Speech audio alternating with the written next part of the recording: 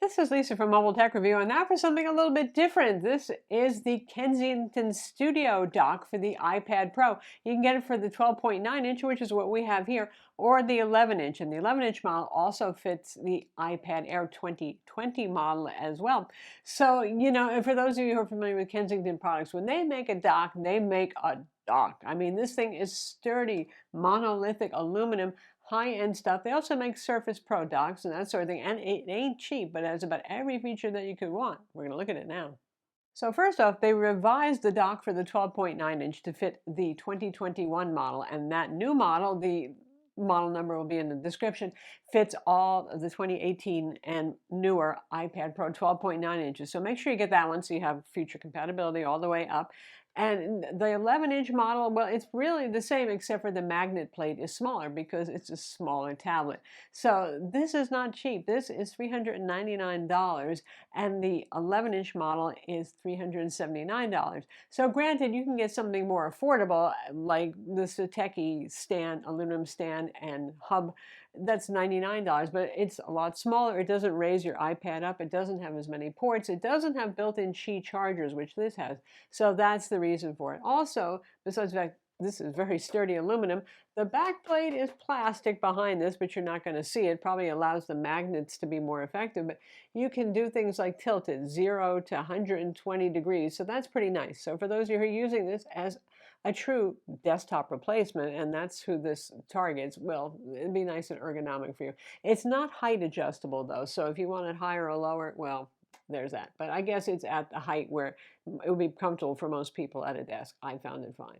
So besides doing that, it also can rotate. So you can rotate it to portrait mode. So for Zoom calls or something like that, it's pretty handy. And in fact, the back doesn't even block the back cameras, though I don't know what, when you're using it at your desk, you would actually be shooting with the back cameras. So that's pretty well done. Sturdy, solid, nice.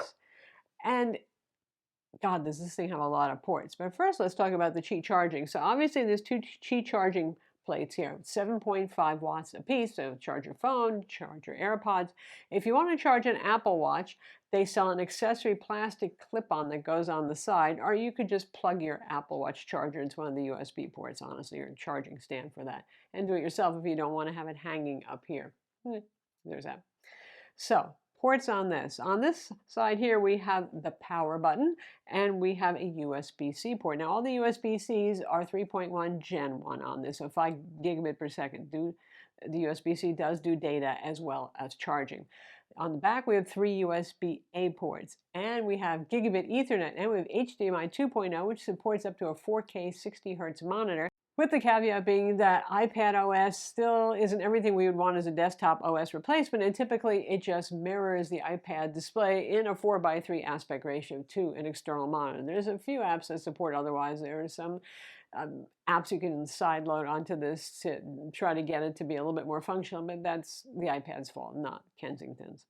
And it even has a full-size SD card slot conveniently located on the side, and that is a UHS-2 SD 4.0 fast slot. Yay! You also have a 3.5mm headphone jack on board here as well. And the power button, well, obviously it gives power to the iPad, 37.5 watts. So that's a little bit higher than Apple's 30-watt charger, so keeps it charged up. And we have a 135-watt AC brick adapter. So it's giving power to all of the ports that are on here, plus your iPad, plus your 2 Qi chargers, plus power out for the USB-C port if you want to fast charge your iPhone or something like that. So it's definitely the go-to-town kind of model for those of you who are using your iPad as a replacement for a laptop and you want something ergonomic at the desk. In terms of how you get the iPad in, it is very secure thanks to the magnets, but beyond that, there is a lip around it that helps to support it to make sure. And it has a USB-C connector, so you slide your iPad in. If you put it in portrait mode, you drop it in. It's the easiest way. Click it in place, and it's in there securely. So that's how that works. Instead of using the Magic connector, the Pogo pin connector on the back, it uses the actual USB-C port for maximum bandwidth, so I'm okay with that. Oh, it'd be a Kensington product. It has 2 Kensington lock slots on board as well.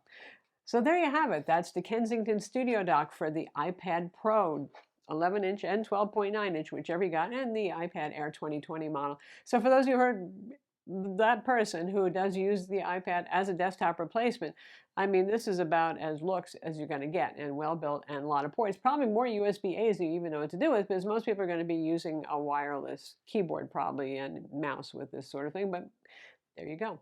I'm Lisa from Mobile Tech Review. Be sure to subscribe to our YouTube channel for more cool tech videos, and thumbs up if you like this vid.